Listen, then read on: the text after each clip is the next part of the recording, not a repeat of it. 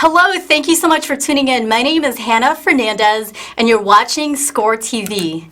SCORE is a nonprofit organization dedicated to helping small businesses across the United States get off the ground, grow, and achieve their goals through education and mentorship. So whether you are a new entrepreneur or you've been in business for a long time, our SCORE mentors could offer you free business mentoring and other resources for the life of your business. To connect with us, check out our website at chicago.score.org. You could email us at info@scorechicago.org or call us at 312-353-7724. Today we're going to talk about how you can approach your business now to create sustainable growth and also leave a legacy. With me today is Vera Anderson, the founder and legacy coach of Global Elements Consulting. Vera, thank you so much for being here today. Absolutely, my pleasure. And so Vera, describe your mission and goal with Global Elements Consulting. Absolutely. So what I do is I help individuals who are in high-powered positions to reach their full potential. And we all know that there is always that question of, am I really reaching my full potential? Is there something more? Is there just a little bit, that last 5%, that last 10% that I can maximize in order to improve my business or increase my business or even impact the way I live and my relationships and just be a better human being? And through that, you also create an intentional and lasting legacy. Especially with entrepreneurs, I mean, you're always the top of everything that you do. So like you said, you could always do more, give more, and accomplish more, correct? Absolutely, absolutely. But it has to be intentional. And the key here is it has to be aligned, because more is not necessarily better. More doesn't necessarily get you to your goal faster or get you to that outcome that you're trying to get to. In fact, a lot of times I find that entrepreneurs say, okay, I am going to launch my product, but first I need to get my business cards, flyers, website, all of these different steps done. When in reality is, in order to launch, you just have to make one sale. And if you really cut that process to one step, what's getting me closest to my destination, fastest and strategic. It eliminates a lot of stress. It eliminates a lot of additional steps that might not be necessary or might not fall into the timeline that you need. Excellent, excellent point. So tell us about your background and how it qualifies you to do this work. Absolutely. So I'm a graduate of Penn State University, and I went into finance, international finance, and that was my goal, is to become an international executive. And within a short period of time, I was actually a member or a partner of a private equity firm.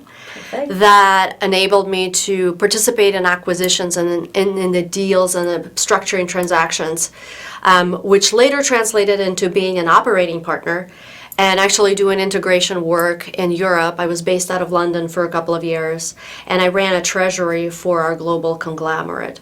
So it gave me a lot of hands-on experience, both as an executive, as a partner in a private equity firm, working with boards, serving on boards in international companies, and it gave me a lot of exposure.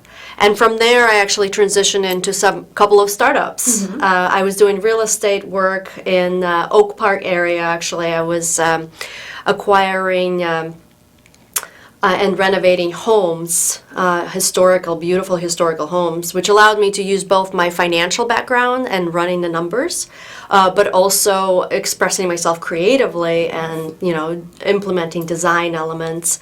I've also ran a startup that was focused on health technology, and we were using virtual reality to look at concussion management. So completely different field, Sure. Very different experience, and I was able to raise $4 million for that business. After having all of that experience, I took a pause and thought about what is it that I want to do when I grow up. Because a lot of things that I was doing up to that point felt like I was just being almost led, or I fell into opportunities. I wanted this to be this next step of my career in life to be very intentional and to start building my legacy. And so what came to me is I love doing strategy work, but understanding that you can have the most beautiful strategic plan. If the person who needs to implement it, which is a CEO or executive, has any kind of blocks or any kind of resistance towards what is in this document, it just becomes a doorstop.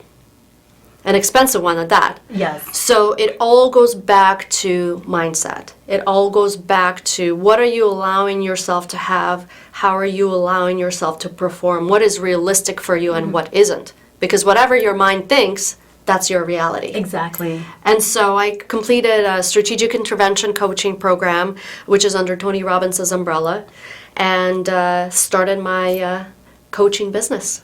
That's fantastic.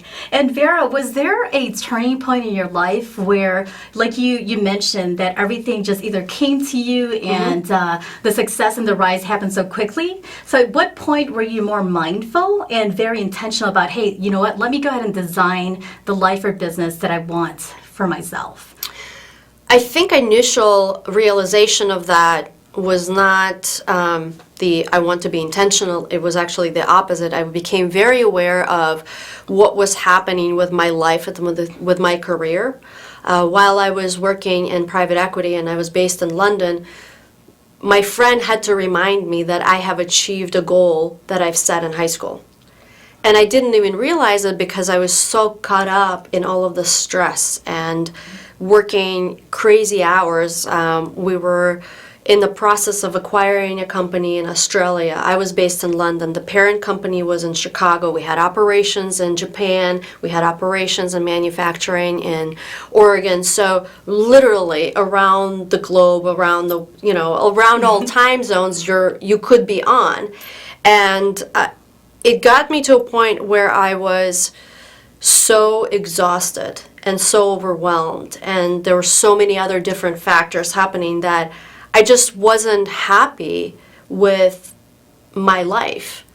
And having that realization that I have achieved my goal on paper, but it did not feel like winning. I did not have that sense of fulfillment. And I think that was the first step for me to say, oh, is there something better? Is there a different way for me to work and live that is more fulfilling, that is more aligned, that I feel more gratified?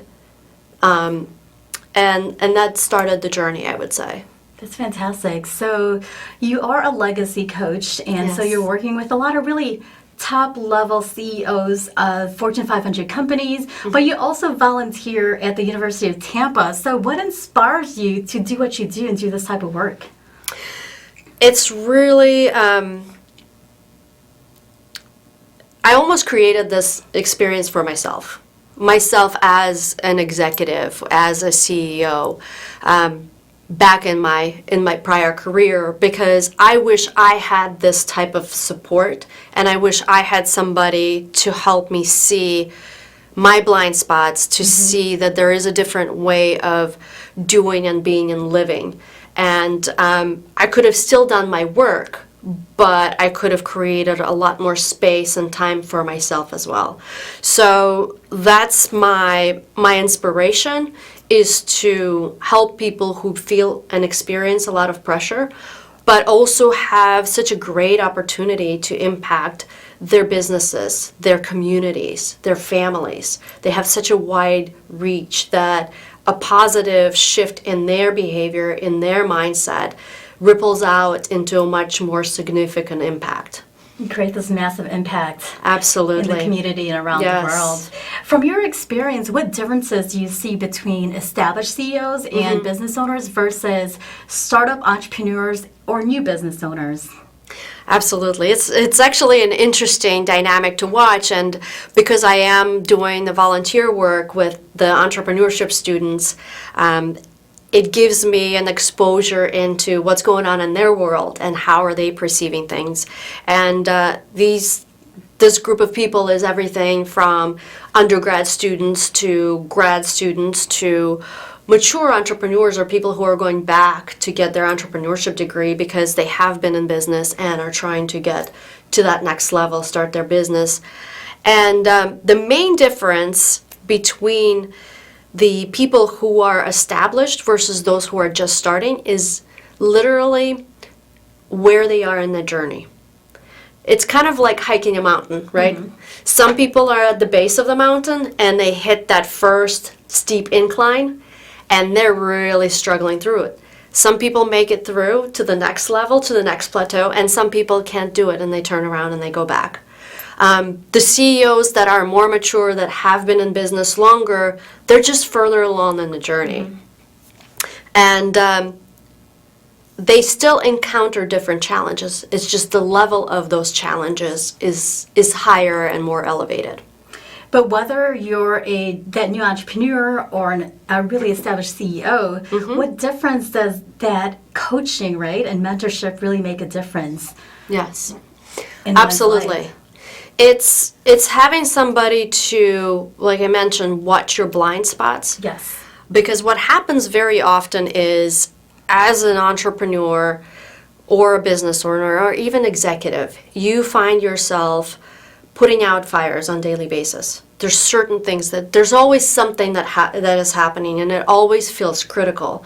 And if you're in that state for an extended period of time, you get to a point where you lose the outcome that you're trying to reach. You lose that final destination or the sight of it. And then you end up spinning around in circles. So you're just putting out fires and you feel like you're not going anywhere because you're not. Because you're literally spinning around in circles. So having somebody by your side who is non-biased, who just is looking out for your best interest, and it's not your company's best interest, but your best interest as an individual, because there's a lot of different components, and as we were talking about earlier, mm-hmm. your personal life and your business life are very closely tied together, and one influences and impacts the other in a very significant way. So having somebody who can see the full picture and be there with you for that journey allows you to have that other set of eyes to keep you focused on what it is that you're trying to achieve, so you don't get lost in the weeds. Yes. So they could definitely put you on the right track, as well as also lift you up too when times are tough.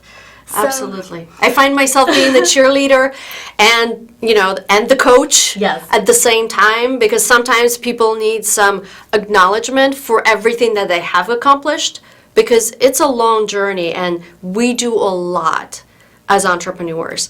And sometimes it's good for somebody else to say, hey, listen, take a step back for a second and look at everything you have already created. Yes, there's always going to be the, unending to-do list, but look at where you have come. And having that sense of sort of accomplishment is something that propels people to say, oh yeah, I've gone all this way. Yes, I can make it to the next level, or I can make it to that next step. And every business founder knows from the beginning that there's going to be obstacles, right? But mm-hmm. they don't always anticipate or prepare for them. So can you share some of the similar challenges that established and new business owners face? Absolutely. From a practical point, it's always the same key areas, and it's your operations and how systematized is your process, or how varied is your process. It's the leadership. How well are you equipped to be a leader? What's your leadership style? Because leadership and the CEOs effectively impact what kind of culture you have. I always say water flows from the top. So if you have a culture challenge or an issue within your organization, typically it's the CEO issue. And if the CEO is open enough to understand that they're creating the environment and they're not liking the environment that is being created, that if they're open to changing what it is that they're contributing, then the whole organization changes and transforms as well. I couldn't agree more with you. Everything starts from the top and everything rises or falls based on leadership for sure. Exactly. And then the other piece is the financial. And again, that is very much driven by the leadership, that is driven by the CEO and what their behaviors and what their triggers are with finances, both on business and on personal side. So it all relates. Now let's talk about limiting beliefs. Limiting beliefs can hold people back from achieving their fullest potential. So what are some self-limiting beliefs that you can help eliminate? Big one that I'm seeing right now is I can't delegate. That keeps coming up a lot. People have this ownership, especially founding CEOs, of all the work that they're doing, and their belief is that somebody else cannot do it as good as me. Somebody else will mess it up. It will cost me a client. It will cost me money. It will cost me time to train them. I just can't delegate. Well, what happens when you have that mentality is you become the bottleneck of your business. Because let's be honest, you can't do it all. And Exactly. I was telling somebody that the difference between any one of us and Bill Gates, we all have the same limiting factor, which is we have 24 hours in a day. He was able to delegate and leverage his time to build a behemoth of a business. We have exactly the same opportunity. So just understanding who and how we can delegate to, and how we can leverage our time and our experiences for the greater good becomes the question. So founders really need to learn how to let go of that control and just be confident that you're surrounding yourselves, right? And you're hiring the right people that may be smarter than you, who could do something better than you, and that's okay. Absolutely. That's a big part of it, is hiring the right people for the right reasons, and not necessarily just looking at the resumes and where they have come from. And the resumes might be very impressive, but the reality is, especially in startup business, it takes a certain caliber of person. You need to have somebody who's not, an IBM executive who's stepping down. You might want somebody who is hungry and who wants to prove themselves, because an IBM executive is going to be used to a certain level of support and infrastructure, which in a startup environment we do not have. Yes. We're not going to have the legal and the marketing and all of those other departments to produce all of these components so they can present. You as an individual, as a business owner, or as a member of a startup team, have to be creative. You have to use what you have and just execute. I know I've learned how to be a lot more resourceful, and you got to be a lot more scrappy and really do a lot more with less versus working for a big corporation where you've got, a multi-million-dollar budget for marketing and other parts of operations. Absolutely. So what are some of the most impactful changes you see your clients make that exponentially impact their business and also personal life? I would say there's two key points. One is really being intentional about tuning in your main business instrument, which is your body and your mind. And that I see is being neglected the most with the entrepreneurs and CEOs. And the other one is being focused on the big picture and creating designated time to think strategically about your business and put together strategies and identify resources that you need in order to support you and your organization. So how would you prioritize, because I know that conserving your energy is so important. So would you suggest entrepreneurs and founders focus on revenue generating activities or things that make them happy, that bring them joy, bring them money? So what would you suggest? There is no one-size-fits-all answer. Everybody is individual. And in fact, when I work with clients, I look at what it is that the outcomes they want to create and what are their personalities and how do they, what's more supportive to them, and build a program based on that. But that said, is you first start with creating space. And you start with identifying what are your top priorities, what it is that you need and want in short term and in long term. And then you build space and add that into your calendar, or you create new habits. So for instance, let's say you haven't worked out in 2 years, right? And you're feeling like you're sluggish, which is not great for performance. Not at all. Yes. So you say, okay, I'm going to start going to the gym. Well, going to a gym for an hour, 5 days a week is not realistic for you, based on where you're starting. Perhaps a more viable way that you can adapt is start with a 5-minute walk every morning. Then make it 15, then make it 20. Then sign up for a membership at the gym. Then maybe get a trainer to create that accountability component. And then scale that up to an hour a day for 5 days a week.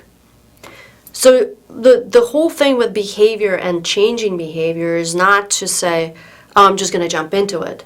It's more of, how do I baby step it through? How do I adapt it to a point where I can be consistent with these new behaviors and really recreate my life around them? Because that's going to make it a sustainable track versus trying to run a marathon in one day and then crash. Exactly. And doing it that way, it's not as overwhelming, and it's also doable as well. Absolutely. So access to capital continues to be a pressing issue for small business owners. Mm-hmm. What are you seeing in the current environment when it comes to raising capital? It's an interesting shift. It's getting more challenging to raise capital unless you already have established relationships. And if you're being backed by somebody who is already at the level where they know people that can invest. So in the fund management world, actually, we're seeing an interesting phenomenon. It's pre-Madoff and post-Madoff investment timelines.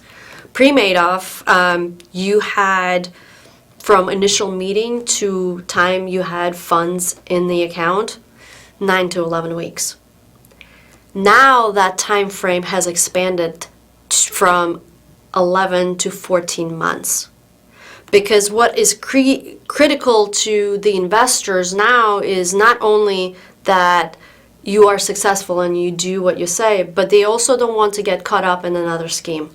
They don't want to be affiliated with that. So it's a big trust issue right now, and it's also very important to do what you say you're going to do and to really build those relationships way before you need to ask people for money. So it's a more longer-term process. So trust in people that you actually work with is definitely important. And I completely agree. You know, it goes back to trust and integrity. Mm-hmm. Because people do want to do business with those that they like and also trust as well. Absolutely.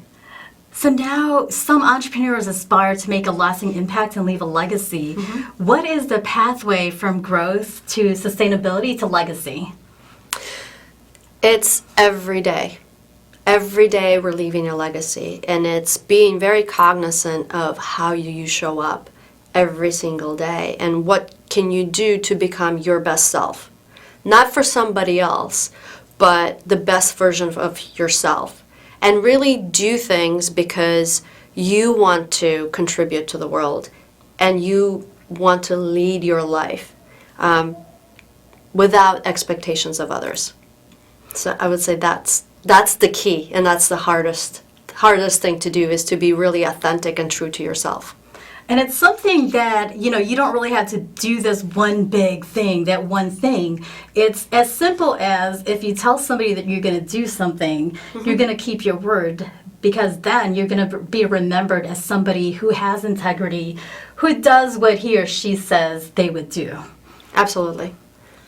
Gotcha. Well, Vera, thank you so much for being here today. It's been such a pleasure. Thank you. And I hope this was helpful. And, Absolutely. happy to contribute. Thank you so much. And to those of you that are watching right now, if you do like to volunteer, we're always looking for more SCORE mentors, so please connect with us. Our website is chicago.score.org. My name is Hannah Fernandez. Thank you so much for watching, and we'll see you again next time on SCORE TV.